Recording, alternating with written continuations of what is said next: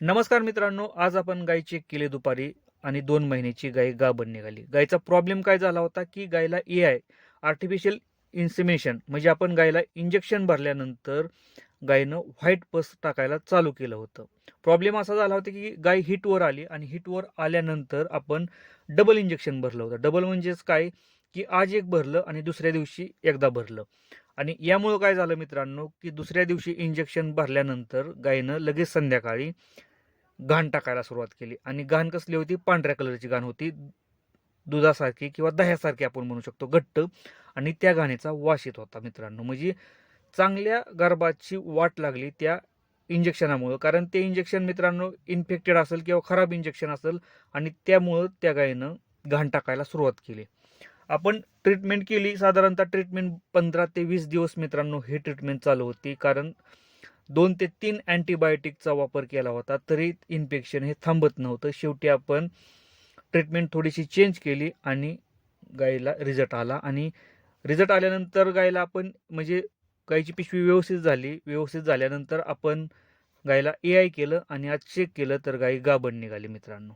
तर आपण ट्रीटमेंट कोणती केली होती यावरती मी सुद्धा त्या टायमिंगला व्हिडिओ बनवले होते मित्रांनो. माझे कंटिन्यू व्हिडिओ हे येत होते त्या टायमिंगला की ह्यावरती आपण कोणत्या इंजेक्शनाचा रिझल्ट चांगला आला आहे. त्यावरती मी बरेचसे इंजेक्शनं सुद्धा दाखवले की त्यांचा रिझल्ट मला आलेला नव्हता, जे वापरले होते ते. कारण काय होतं की एखाद्या टायमिंगला रिझल्ट येतो, एखाद्या टायमिंगला येत नाही मित्रांनो. त्यावरती मी ते वापरले होते, पण मला रिझल्ट आला नाही. शेवटी मी लिनोवो आयू हे वापरले इंजेक्शन. 2 दिवस ट्रीटमेंट केली आणि जे दुसऱ्या दिवशी मित्रांनो सगळ्यात महत्त्वाचा मी जे ट्रीटमेंट केली ना, म्हणजे पहिल्या दिवशी मी फक्त काय केलं, लिनोवो आयू सोडलं आणि दुसऱ्या दिवशी सेम लिनोवो आयू सोडलं गायच्या गर्भाशयामध्ये 60 ml. आणि सोडल्यानंतर बघा मित्रांनो, गर्भाशयात सोडल्यानंतर मी त्याला अँटीबायोटिक ट्रीटमेंट केली. आता काय होतं की बऱ्याचशा टायमिंगला जर आपण विचार केला तर गर्भाशयावरती जे की थर्ड जनरेशन, फोर्थ जनरेशनची औषधं आपल्याला माहिती आहेत किंवा फिफ्थ जनरेशनची औषधं आहेत मार्केटमध्ये आणि त्याच्या किमती 450, 550, 750. आता मी नाव घेणार नाही. ₹750 अँटीबायोटिक त्या अँटीबायोटिक इंजेक्शनाची किंमत आहे आणि ते डोस एकदाच द्यावं लागतात. म्हणजे एकदाच तो डोस द्यावा लागतो मित्रांनो ते अँटीबायोटिकचा. ते गर्भाशयावरती किंवा मस्टाटाईसवरती वापरले जातात मित्रांनो. पण आपण त्याचा वापर केला नाही. मी नॉर्मली एन्ड्रोफ्लोक्झिन, जे की गायीला ताप आल्यानंतर फर्स्ट ट्रीटमेंटमध्ये डॉक्टर वापरताना 10% मित्रांनो, त्याचा वापर केला. खरंच मला विश्वास बसला नाही की ह्या एन्ड्रोफ्लोक्झिनचा रिझल्ट एवढा भारी येईल. आता त्यामध्ये काय केलं मित्रांनो, मी एन्ड्रोफ्लोक्झिन 10 ml आणि मेगलोडाईन 10 ml आणि कॅडिस्टिन 5 ml याचा वापर केला. मेगलोडाईन आणि एन्ड्रो आणि कॅडेस्टिन याचा मला रिझल्ट आला मित्रांनो. मित्रांनो, मला ह्याच्या आधी माहीत नव्हतं की ह्याचा रिझल्ट येईल म्हणून, पण मी त्याचा वापर केला गायीवरती. बघा काय केलं की पहिल्या दिवशी पिशवी साफ केली. त्या टायमिंगला मी वापरलं नाही मित्रांनो, कारण जास्त अँटीबायोटिक वापरायची नाही ती, मला एवढं माहिती आहे. पण ज्या टायमिंगला कारण ज्या टायमिंगला दह्यासारखी घाण टाकतात ना, त्या टायमिंगला मित्रांनो 2 ते 3 दिवस गायीच्या गर्भाशयात औषध सोडावं लागतं. एकदा औषध सोडून क्लीन होत नाही. म्हणून आपण काय केलं की पहिल्या दिवशी लिनोवो सोडलं 60 ml. त्या टायमिंगला नॉर्मली गायीच्या गर्भाशयातली घाण आहे ती बऱ्यापैकी बाहेर पडली. आता दुसऱ्या दिवशी काय केलं मित्रांनो, दुसऱ्या दिवशी सेम लिनोवो आयू म्हणजे गर्भाशयामध्ये 60 ml मी सोडलं आणि त्याचबरोबर काय केलं की एन्ड्रो 10 ml, मेगलोडाईन 10 ml आणि कॅडेस्टिन 5 ml असं इंजेक्शन दिलं गायला. यामुळं काय झालं मित्रांनो माहिती आहे का, की गर्भाशयातील जे घाण आहे ती ऑलरेडी त्या जे आपण औषध सोडलं होतं त्यानं बऱ्यापैकी कव्हर झाली. आणि जे थोडंफार बॅक्टेरिया राहतात ना मित्रांनो, ते एन्ड्रोफ्लोक्झिननं, जे नॉर्मली आपण वापरतो, नॉर्मली एन्ड्रोफ्लोक्झिन 10% वालं, त्यानं बाकीचं बॅक्टेरिया मारलं. आता मेगलोडाईननं काय केलं मित्रांनो, जे की जळजळ होती गायीची. आता लक्षात असू द्या, इन्फेक्शन म्हणल्यानंतर काय होतं की सूज राहणार.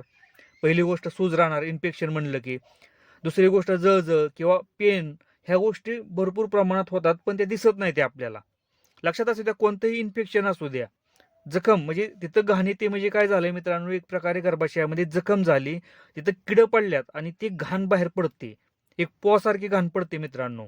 लक्ष आणि त्यामुळं काय होतं की गायला ताप वगैरे येत नाही मित्रांनो अशा टायमिंगला. पण काय होतं की जळजळपणा किंवा गायीच्या गर्भाशयावरती सूज आणि दुसरी गोष्ट म्हणजे काय होतं की जे नॉर्मली पेन म्हणजे दुखणं हे नॉर्मली राहत असतं. त्यासाठी मित्रांनो ह्या मेग्लोडाईनचा वापर केला.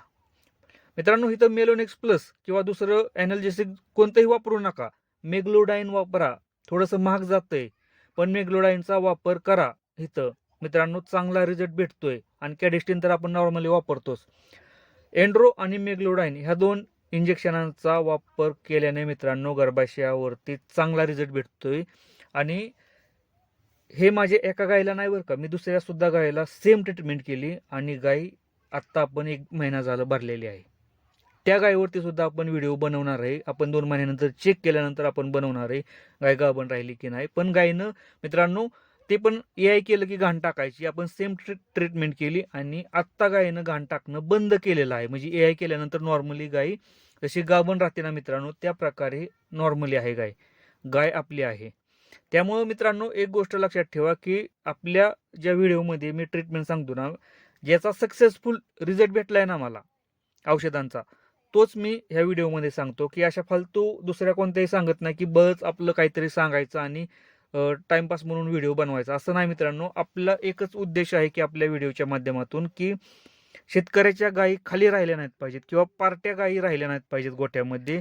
यामुळे काय होतंय की आपल्या गायी आपण शेतकरी काय करतो की कसाबाला विकून टाकतोय कारण त्या परवडत नाहीत म्हणून. पण तो आपला उद्देश मित्रांनो काढून टाकायचा आहे की आपल्या गायी पार्ट्या झाल्याच नाहीत पाहिजेत सगळ्यात महत्त्वाचं. त्यामुळं माझ्या जे व्हिडिओ आहेत ना मित्रांनो ते फक्त की गाय गाभण का राहत नाही यावरती मी 90% व्हिडिओ बनवतोय. की कारण आपला शेतकरी काय करतोय की लाख लाख 1.5 लाख रुपयाच्या गायी विकत आणून त्या गायी जर गाभण राहिल्या नाही त्या तर त्या पार्ट्या होत्यात आणि त्या 10-15 हजार रुपयाला आपण विकून टाकतोय. त्यामुळे मित्रांनो आपल्याला सगळ्यात आधी अभ्यास करायचा आहे तो म्हणजे काय की गायी पार्ट्या का होतात किंवा गाभण का राहत नाहीत आणि त्यावरतीच माझं व्हिडिओ आहेत मित्रांनो. तुम्ही सुद्धा तुमच्या गोठ्यामध्ये हा प्रॉब्लेम आला ना 100% ट्रीटमेंट करा. 100% तुम्हाला रिझल्ट भेटतोय. व्हिडिओ जर आवडला तर लाईक करा. चॅनलवरती नवीन असेल तर चॅनलला सबस्क्राईब करायला विसरू नका. मित्रांनो धन्यवाद.